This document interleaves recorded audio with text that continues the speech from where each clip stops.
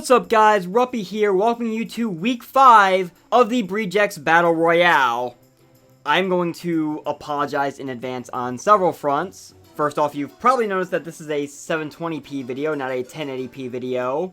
I will get to the reason why on that shortly.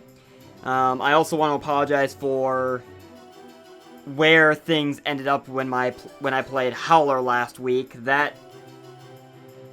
I know I said my piece there, and that loss did set us back quite a bit, but I'm trying to stay positive about it, and yet, for some reason, that loss seems to have created some kind of bizarre, inadvertent snowball effect that has kind of thrown me off quite a bit. Allow me to explain why, first off, there is no locker room segment this week, why I've kind of cut straight to my chalkboard, and second, why you are not seeing my usual Columbus Swoo background for Showdown for this part of the video.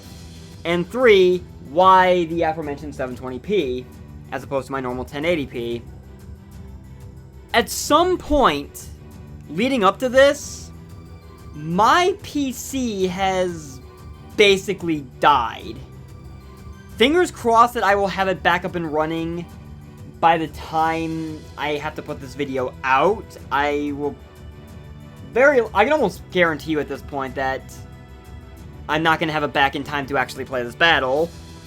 Fingers crossed that this will not be the case. My opponent and I already have a bit of an extension because of this, but with any luck, my issues will be resolved because my PC is out of commission, so I'm recording this from my laptop, and my laptop is not the most stable thing in the world because it's not used to doing this on a frequent basis, and I'm kind of pushing it quite a bit.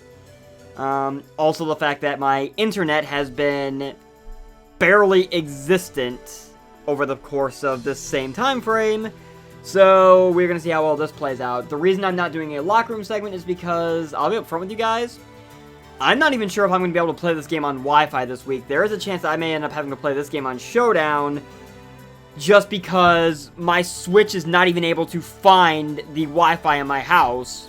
It is that bad. I'm almost 100% positive that my modem is dying, and I'm going to need a new one, which, to be fair, that thing is like a decade and a half old at this point. It would not surprise me, which would explain why I've had some of the issues I have had over the past number of weeks. But all these issues have compounded. I've got plans in place to work on it. As far as actually making it happen, case in point, you see yeah. Anyway, I've rambled on enough about that. Long story short, I've got computer troubles and internet issues. We're going to see if I can make this work long enough to try to get this game in. Fingers crossed on that. Anyway, for week 5, we are going to be playing the San Ant Eggy, coached by Sir Jorge the Great. I hope I'm pronouncing that right. I mean, I know how to pronounce his name, it's just my pronunciation skills in terms of names like that are not usually the best, so I apologize in advance if I'm not enunciating it correctly. Regardless, his roster will be paying off to the right. His team consists of the following: Jirachi, Dracozolt, Togekiss, Incineroar, Inteleon, Jellicent, Passimian, Alolan Exeggutor, which is basically his mascot, Beheeyem, and Hippopotas. Couple things stand out to me right now, looking at this roster. Rachikiss is the big one because of Paraflinch shenanigans. I really don't want to be dealing with that, but it is what is sitting in front of me right now. Obviously, Dracozolt is a huge issue, especially since, as we established when I played D-Ray a few weeks back, the hidden ability Galarian fossils are a thing, and he does happen to have Sand and Hippopotas, so yeah, Sand Rush Zolt is very much a possibility. This was not as dangerous in terms of Sand Rush. Dracozolt is a whole different story, because of the fact that it doesn't have to rely on the Hustle ability, which shatters its accuracy. That thing having perfect accuracy and being able to fire off Vulpix because it's outspeeding everything, yeah, that's a problem. Also, the fact that Inteleon outspeeds everything, and he can use Sniper to try to pull crit stunts on me, Incineroar, solid defensive wall in all capacities, plus Intimidate. Passimian has Defiant, so that's going to be interesting. He also has a bit of a Trick Room element he can kind of pull on me here, because Behemoth can set it. Not too sure on a Alolan Exeggutor. I know regular Exeggutor, I can't talk, gets Trick Room. I'm not sure if it's a Alolan counterpart does, but he's got some slow things that can abuse Trick Room if need be, so I need to be wary of that. That said, outside of the speed of Inteleon, a potential Scarf Passimian, and obviously Dracozolt, this is a bit of a weird team, I'm not gonna lie. So let's go ahead and get into my answers to it and see if I can figure out exactly what the name of the game is here. So, first things first, the last mon on my roster that has yet to debut is going to be debuting. Sad it may not potentially get a Wi-Fi debut, but it is what it is. I wish my current situation was not what it was, but that's the game we play sometimes. But Mother the Marowak is coming this week for the first time, and really this was kind of a no-brainer, just because of the fact that Marowak pretty much stops Dracozolt cold.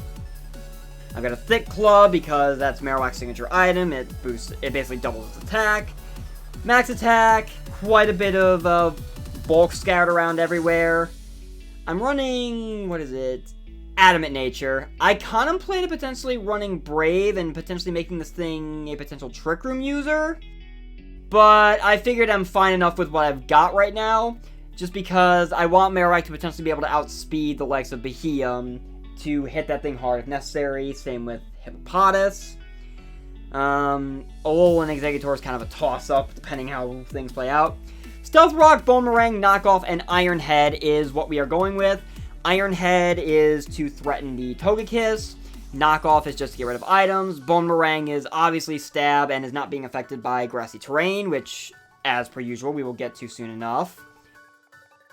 And Rocks, of course, set up Rocks, which could definitely help in wearing down Jorge's team. Especially because of the fact that he, outside of Togekiss, he has no hazard removal. So that's going to be quite an interesting scenario in and of itself. And I don't have to worry about setting off Passimian's Defiant because I have a Rapid Spinner, but we will also get to that shortly. Moving down the line, I brought it against Dracovish, I might as well bring it against Dracozolt, right? Entrapped of the Magazone is coming back. Our lovable little science princess, basically running the exact same set I brought to that game with D-Ray, with two changes. First, I switched out Magnapole for Analytic. I feel that Analytic is going to actually work a lot better in this game, just because I've got no speed investment on this Magnazone, so Analytic can definitely get the extra power boost. The only thing I would really need Magnapole for would be Jirachi, and Rachi has a couple of options that are actually going to hit Magnazone quite hard, so I would rather not play that game to try to do trapping shenanigans. But otherwise, exact same idea. Sub, Iron Defense, Body Press.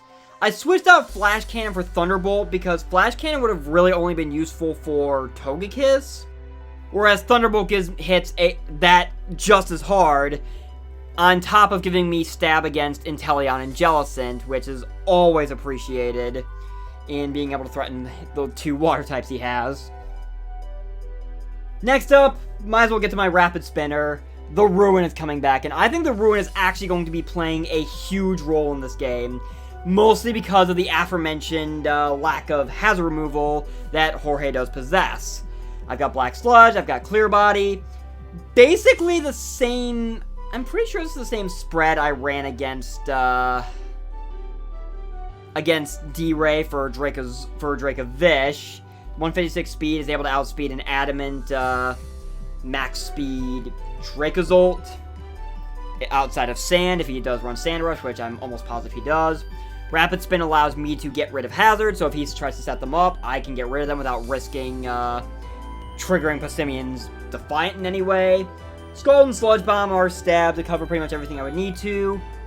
Toxic Spikes I feel is going to be the key to this game, because if I'm able to get up Toxic Spikes and Stealth Rock, just kind of hazard stack him, I honestly think I'm going to put Jorge on the back foot and kind of keep him there. Max defense allows me to be able to take things on fairly nicely as well, especially the likes of physical Rachi, Incineroar definitely. I can take it from Passimian all day. Just kind of building from that. Moving down the line, I did mention something about grassy terrain. So, our drummer god himself, Neopert, is coming back. I am not bringing Holucha this week. You've probably already noticed I do not have Holucha in my roster for this game. Plain and simple, this is a bad matchup for Holucha.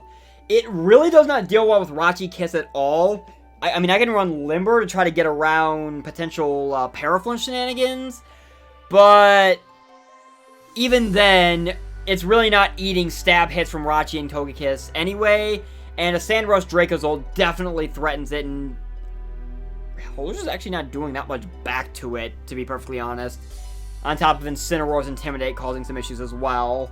So this is not really a good game for Holucha, so it's going to take a break this week. Neopert, however, I'm sure you've seen this song and dance before. Adamant Max Attack, Choice Band, U-Turn Knockoff, Grassy Glide, High Horsepower. Plain and simple, just bring Neopert in and try to wreck everything to tear giant holes in this team.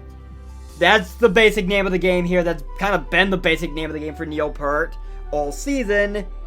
It's work considering Neopert is my team's kill leader right now, so I can't really argue with it. Speaking of familiar territory, Empathy the Hatterene is calling on an old trump card from its G-Max counterpart Hesukia from my old IBL roster. I've got Magic Bounce, I've got Rise Glasses, this is basically Trick Room 3 attacks. Dazzling Gleam is my only form of stab because honestly it's the only stab I really need here. That allows me to run both Mystical Fire and Shadow Ball for coverage options. Mystical Fire for the likes of Jirachi and I guess this, well, Mystical Fire for the likes of Jirachi, Shadow Ball for the likes of Beheeyem, which I can outslow in Trick Room, even if Jorge tries to pull something like Room Service Beheeyem on me. Hatterene is so slow, it actually will be able to still outslow Beheeyem no matter what. The Wise Glasses gives me the 1.1 times power boost without the drawback, which is always appreciated, and it's an item I've come to love using on Hatterene in these kinds of scenarios. Shadow Ball also kind of threatens Jellicent as well, which is always appreciated. And Dazzling Gleam is really all the stab I need to annihilate a little Exeggutor, pick off Dracozolt, and just kind of build from there. The last mon on my roster, I actually kind of struggled figuring this one out, but ultimately I decided to go with Scarf Dragonzord again, my T-Tar. I'm running Unnerve again, just because, like with Howler last week, I do not want to give him Sand to abuse, especially with Dracozolt. That mon is the last thing I want to be able to run through Sand.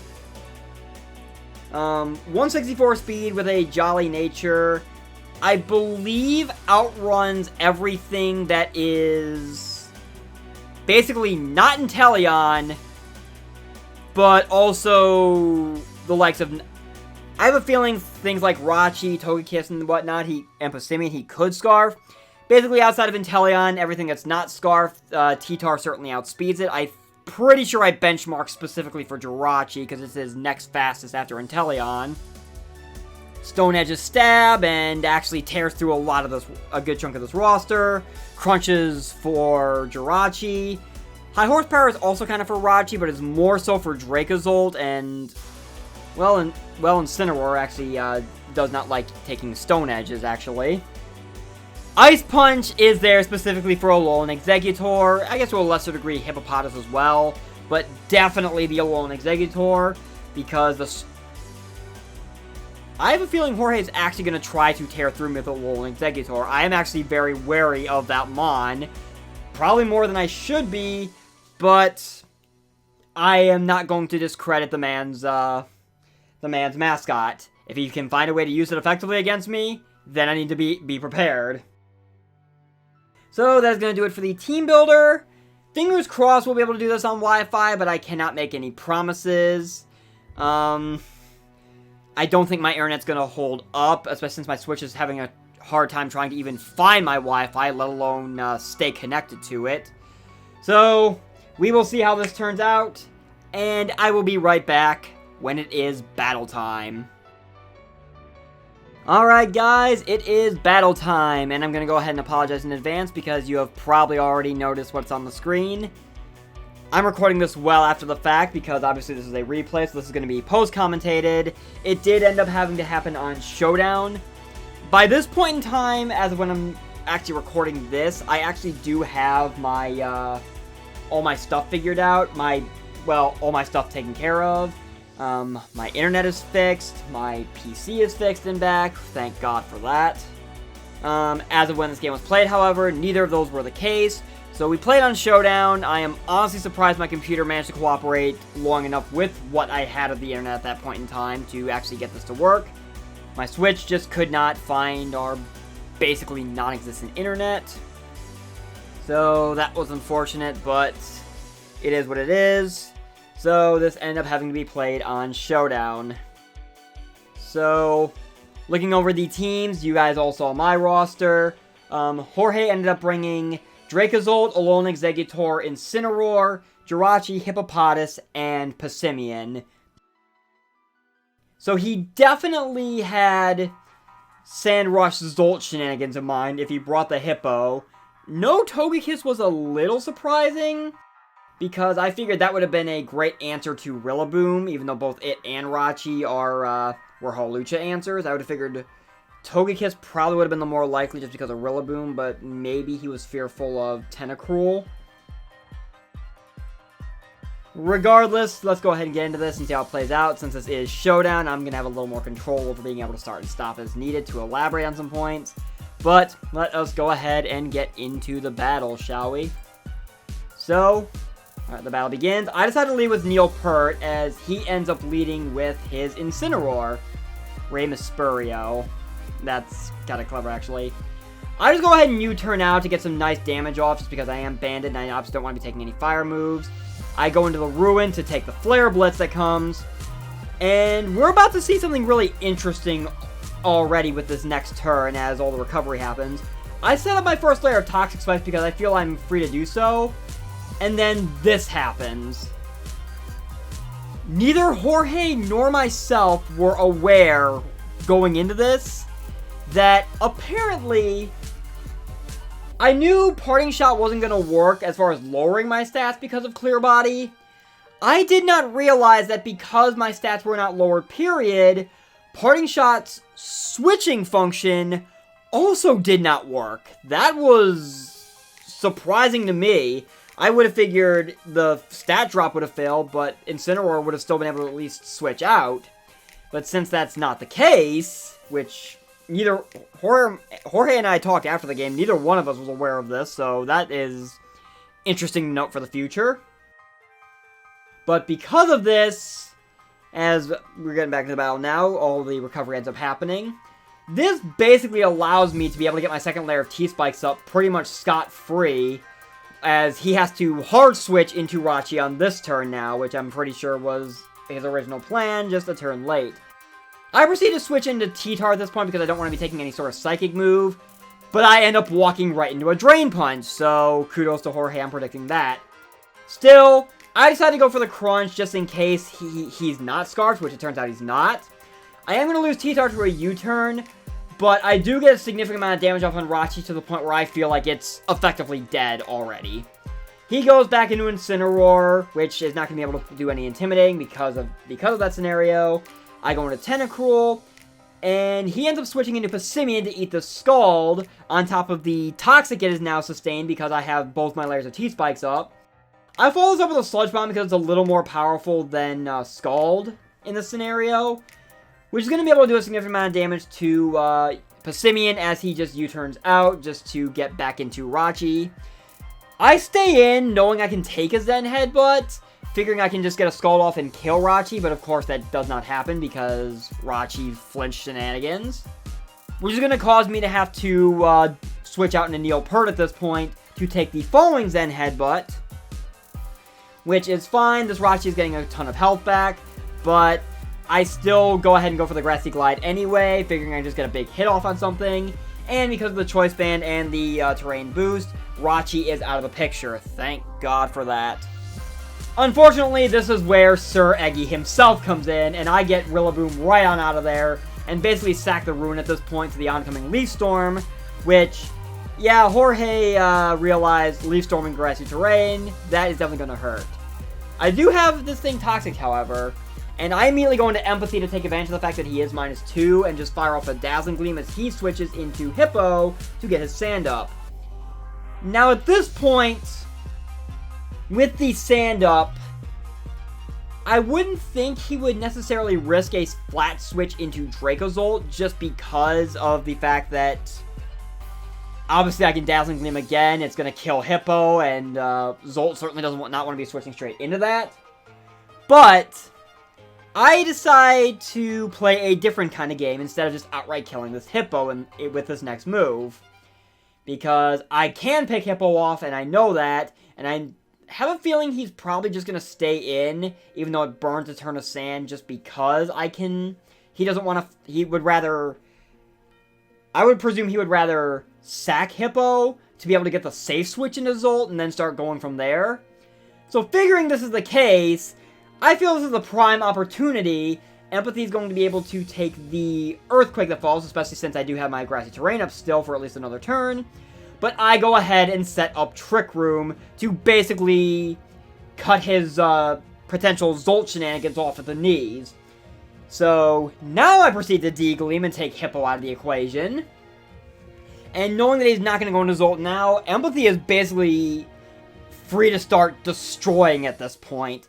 He goes into Incineroar, I fire off a Dazzling Gleam and take a huge chunk out of this thing. He's going to take advantage of the fact that I have Magic Bounce, however, to pull the old Parting Shot shenanigan. He's going to have his stats lowered, but it is going to force me to have to switch out. But I take the opportunity to go ahead and send in Mother, because I can just go ahead and take out Incineroar here. I went Knockoff just as a safe middle ground play in case he went into a Alolan Exeggutor. But he ends up just sacking off Incineroar and now goes into Sir Eggy. So I'm going to get Mother out of here because I can't actually kill this thing. And I thought I was clever by sending Entrapta in, but again, Jorge predicts that and proceeds to fire off a Flamethrower to take a huge chunk out of Entrapta's HP, which sucks. He's going to end up getting Exeggutor out of there and goes into Dracozolt, which is just going to end up eating this Body Press I decided to throw out just because I figure at this point I want damage off on Exeggutor. He goes to the Outrage, which thanks to the leftovers, Entrapta's going to be able to live, which allows me to get one more Body Press off to create the following scenario. I end up switching at this point to preserve Entrapta for Death Fodder later. Since he's locked into Outrage, that allows me to basically go into Empathy for free to block his last turn of Outrage. And it's going to die to the Toxic from the Toxic Spike, so that is a passive kill for Tentacruel. Funny to think that Tentacruel is dead, and yet it is still being a massive pain because he brought no hazard removal at all. Regardless, Sir Eggy ends up coming back in at this point, and I'm going to proceed to stay in. Take the Leaf Storm, which I'm actually surprised Empathy took. I thought I was going down at that point.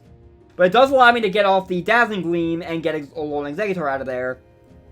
So now, Passimian ends up coming in as his last Mon. I proceed to sack off Entrapta at this point as he just U-turns. Which, fair enough, I guess he just wanted straight for the kill. Now, this is where I make a bit of a mistake in terms of my differential.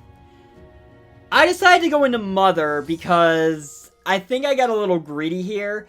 Had I gone into Rillaboom, all I had to do was just click Grassy Glide. This game would have been over and I would have won about 3-0, which would have been gone a lot farther in undoing the damage Howler did to me last week. But I wanted my Marowak to get another kill because I wanted Marowak to have his time to shine. And it ends up kind of costing me a bit. I take the close combat that this Passimian throws out. And then I proceed to somehow miss a Bone Meringue, which did not sit well with me. Because I am going to end up having to lose Mother here to the close combat. But Passimian is also going to go down to the Toxic, so that's another passive kill for Tentacruel at the end of the day. And I'm going to end up getting a 2-0 win out of this instead of a 3-0. So that was my bad. Regardless, that was a great game, Jorge. We talked a bit after the game. Regardless, that was a great game, Jorge. I know you've kind of been struggling this season, but I think you can find a way to turn this around. This team is a lot more headache-inducing than I think some people realize, and not just because of Rachi Kiss. It's got some tools to it, for sure. But despite that, my Columbus Swoo are going to be able to prevail.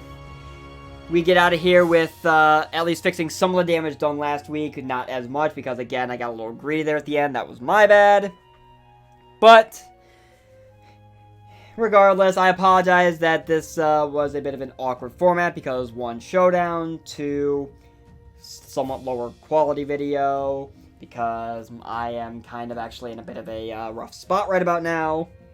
Well, I was in a rough spot when all this went down. I didn't record it live just because I did not think my laptop could actually handle it at that point, considering I was questioning whether or not I could even stay connected to Showdown during the battle, which somehow I surprisingly did. But with all that behind us now, and another win in the books, my Columbus Swoo have improved to... let me double check my record here. I don't know off the top of my head. 3-2 with a 0 differential now, so could be better. Not the worst thing in the world, though. That said, though, thank you guys so very much for watching, even though this has been a bit of a mess, and I do apologize again for it. I have been Ruppy, and my Columbus Swoo and I will see you guys next week, where I can promise you we will be able to get back to Wi-Fi. Sweet, glorious Wi-Fi. Thank you guys for watching, and I'll see you guys next time. Take care.